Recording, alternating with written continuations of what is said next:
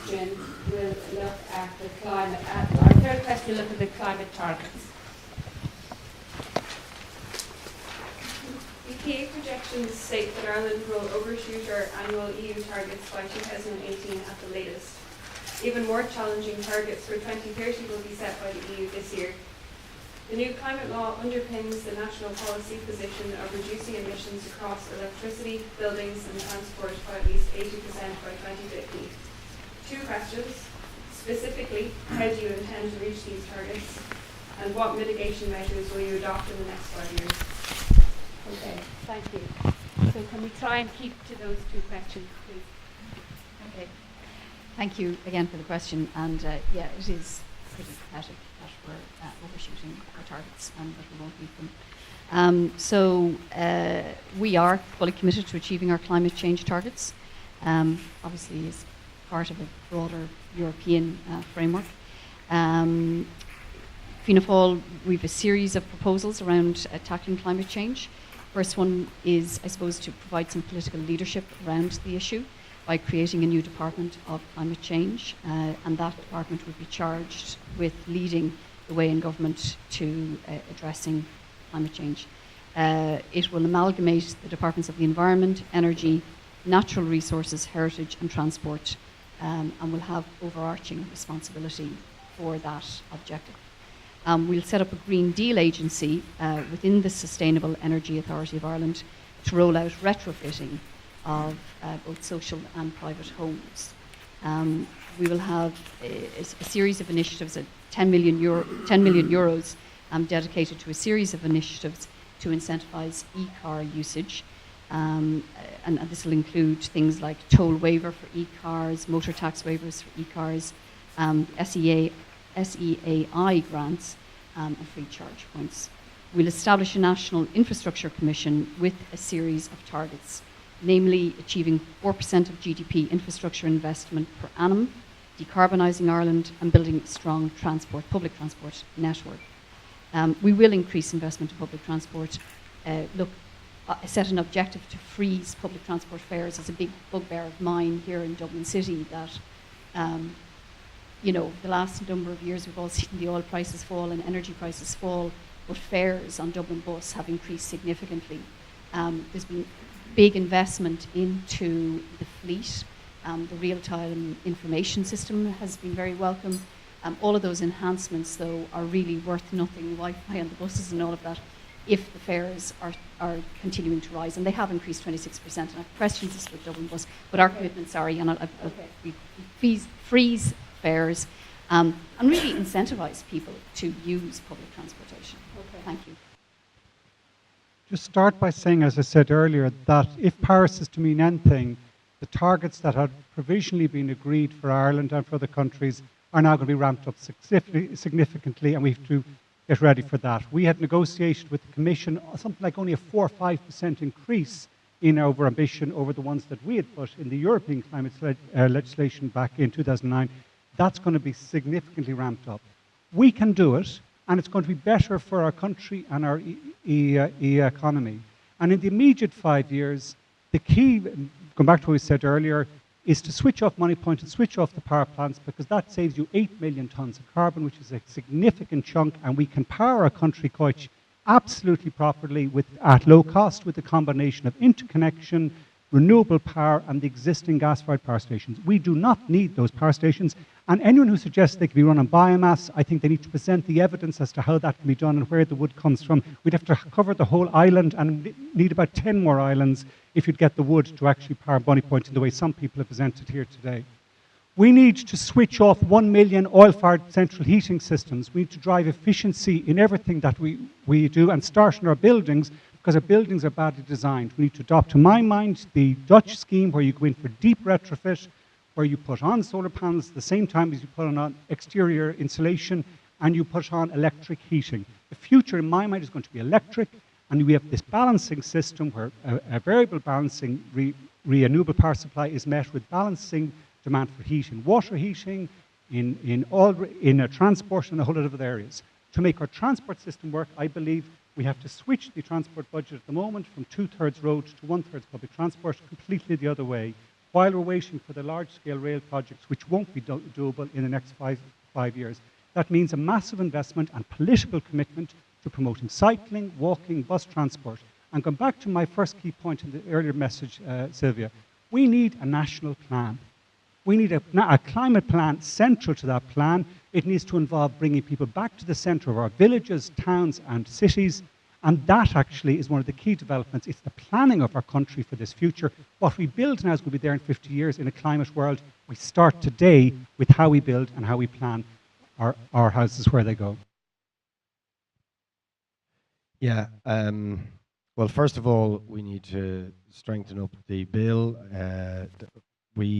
The Act, should I say, the environmental pillar, we put in all their amendments when the bill was discussed in the Dáil, which the government rejected pretty much in terms of binding targets. We need binding national and sectoral targets, and we need the Dáil to be held and the government to be held accountable by the Dáil every single year to see are they actually meeting those targets at a sectoral and national level. We need to deliver on all of those targets. We need a whole range of things, and it has to, first of all, if you like, there has to be a sort of climate change strategy informing every single department of government right across the board. It shouldn't be just hived off to one group of people, but it should be seen as right across every department.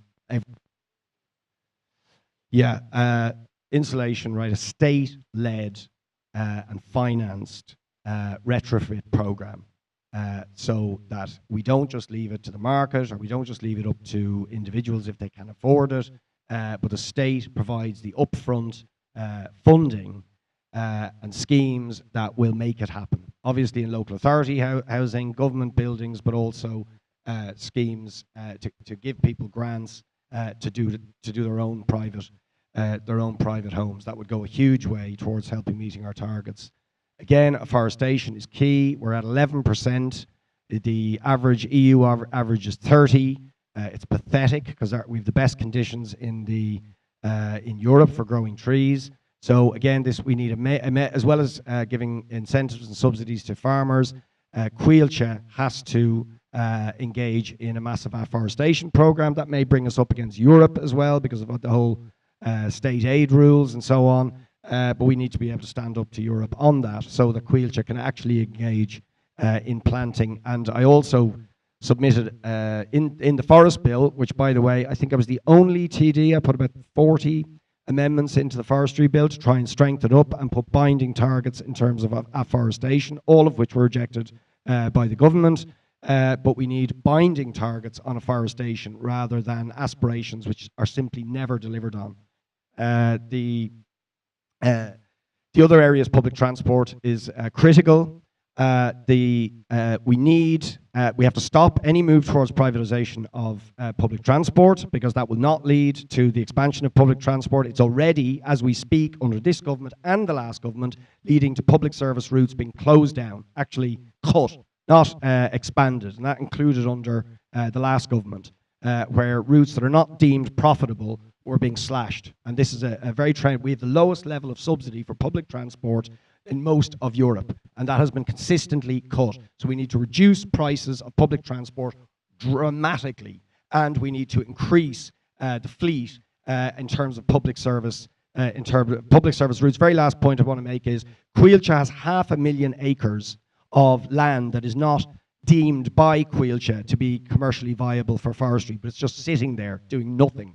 Right, that land should be given out to local communities to develop local community sustainable energy projects, small-scale afforestation, small-scale hydro, and other small-scale localized district energy, renewable energy projects. Richard stole a lot of my lines on the transport. But look, I suppose in terms of the emissions, it is about meeting our renewable targets. And I think certainly in terms of wind energy, I think it's mad that we're talking about selling wind energy when we're not meeting our targets on renewables as it is. So we need wind energy, but what we would believe in Sinn Féin is that wind energy should be community owned and not the big private developers. And by that way, you do tend, the evidence shows that across Europe, where you have community-owned or some dividend for the local communities, that wind is accepted by those communities, and that happens in Denmark and in Germany. So we're very much in favour of wind energy, but that we do believe you need to have the community front and centre to it, and also the promotion of other renewable forms of energy. In terms of the mitigation measures, it has been said retrofitting is key. It needs to be rolled out in a greater scale. We also need the funding that's been taken away from local governments in terms of the window and door grant scheme that was decimated under the last two governments. That needs to be restored. You have houses, say in Fingal, that have 30-year-old doors and windows. The heat is just literally leaving the house. So you need to deal with that. You need to deal with the retrofitting. In Europe, we've called and currently working on a report around fuel poverty, looking at increasing the European funding for these sort of grant schemes rolled out across the member states.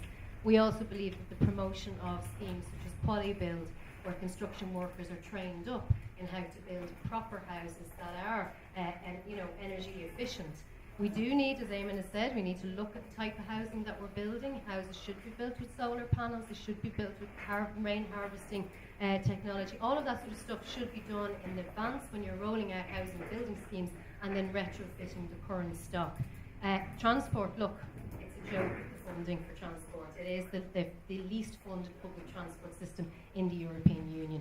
We need to roll out public transport across the country, not just in the urban centres, in rural communities. I think we have 2 million cars, or approximately 2 million cars in Ireland. Our emissions are through the roof. We've only got 0.04% of those are electric cars. We need to promote that, but also key to it is public transport and cycling lanes for people to get out of the transport altogether. And again, just looking at Europe and the sort of hypocrisy, only recently, again, our government party voted in favour of increasing the emissions for diesel cars by 100%. So, you have to act as you say you're going to act. We're talking about reducing emissions, and there we are in Europe, increasing diesel emissions. So public transport and retrofitting are key. Thank you. Thank you. Well, I think we will have a better chance now of ensuring that we reduce emissions in the fact that we have a bill, an act there now, and the fact as well that as part of that act, there's a Climate Change Advisory Council, an independent Climate Change Advisory Council, to advise the Minister on that. Also, as well as that the targets that are set, there's 3 strands to it, and I know, I think one of the panellists over there said, we need a national plan. In actual fact, we're going to, under the Climate Change Act now, we're going to have 3 national plans. The 5-yearly mitigation plan, the 5-yearly national adaptation framework, all of those charged within each department they have to deal with transport, with energy, and it is measured and going to be measured, and it will come back for a report to the Dáil and Shannon to ensure that the targets that are set down under this national plan, obviously it has to be drawn up now. The bill has only been passed, as I said, the same week as, and I think it is historic that in COP21 in Paris it was the very first time that we've had this. So we are moving. Some things are happening. Not enough, obviously, is happening at the moment, but our party definitely are serious about ensuring that the Climate Change Act is implemented and that we can strengthen it where. What you say in climate justice, and myself, I had that written, and I must say as well, Oisin Coughlin from Friends of the Earth is here, and I worked with him on that to ensure that that was part of the bill or the act. On we have, it's in our draft or in our manifesto here on transport and electrification, and I just wrote, I won't have time to read it all, but Ireland had to become a leader in the take-up of electric vehicles. Within 6 months, the government, this is in our new manifesto, we will establish a dedicated task force to work on this goal, involving relevant government departments, agencies, industry and group representatives like yourself here, and I want to compliment you for calling this today, because and the Young Friends of the Earth and the group, the environmental group, the Ireland's transmission to a low carbon energy 2015 to 2013. Now, when we talk about electric cars, it is becoming more realistic to ensure. You could talk pie in the sky maybe 5 years ago, but there's new batteries now. Tesla particularly in Elon Musk, where storage for capacity, that is really coming on stream now. So it is becoming more realistic. Renewable, yeah, but there's on wind. On wind, I want people to stand up and be counted, because when we are talking, and I've been in the Midlands, and we had great proposals on wind, and you know, I want, you know, if you have community groups standing up and say the benefits of wind, we have the best wind facilities here in this country, of all countries in Europe, but we have to ensure to involve the community. In our manifesto here, we will involve community in energy development. We will advance this by implementing the White Paper Energy and developing a framework how communities can share in the benefits of substantial new energy infrastructure in the areas and where they live. So if they get a slice of the cake of where the wind is blowing, that cake will be more attractive, not the way it is at the moment. Thank you. I have more if you... In terms of specific plans in our manifesto, the first one is to establish a green infrastructure fund, half of which, of about $1 billion, half of which would come from some of the sale of AIB shares that they have to be paid back to the government. We want to expand the whole retrofit of homes, and we're targeting 225,000 homes over the next 5 years. And I mean, I think one of the things that's worth saying in these things, because I think a great difficulty in terms of promoting a green economy is that people don't see often that it can actually be to the economic benefit of the country. But I mean, that such a move as that would create 13,000 jobs and save approximately 39 million in annual household energy bills. And I suppose, as there are a lot of green activists in this room, I think it's worth saying in general terms that the more you can say that there is an economic benefit with developing green energy and a green way of living, the better the chance you have of getting through to people who need to be persuaded on the issue. We also want to improve the public transport system by encouraging more people to cycle, and also to have a green bus fund to replace the state fleet with more cost-effective, less pollution buses.